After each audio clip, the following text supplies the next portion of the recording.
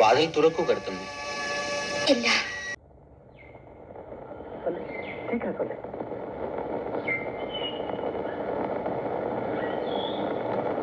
മലയാളത്തിൽ നിന്ന് 5 ചിത്രങ്ങൾ തിരഞ്ഞെടുക്കാൻ പറഞ്ഞാൽ തീർച്ചയായിട്ടും ഞാൻ ആദ്യം തിരഞ്ഞെടുക്കുക എലിപ്പത്തായമായിരിക്കും.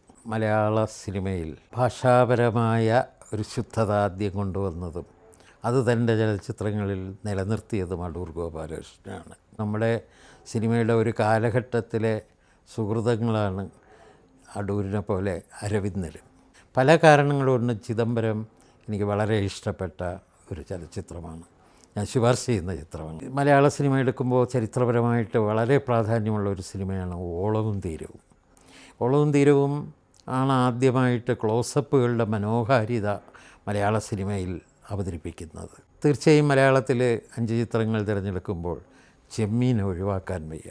സാഹിത്യത്തിൽ നിന്നും സിനിമയിലേക്കുള്ള അവതരണത്തിൽ നമുക്ക് പഠിക്കാനുള്ള പല കാര്യങ്ങളും അതിലുണ്ട്. പിന്നെ അനുഭവങ്ങൾ പാളിച്ചകൾ എന്ന ചിത്രത്തെ കൂടി ഞാനതിൽ ഉൾപ്പെടുത്താൻ ആഗ്രഹിക്കുന്നു. മലയാള സിനിമയിൽ രാഷ്ട്രീയം ഇത്രയും പക്വതയോടെ അവതരിപ്പിച്ച മറ്റൊരു സിനിമയില്ല.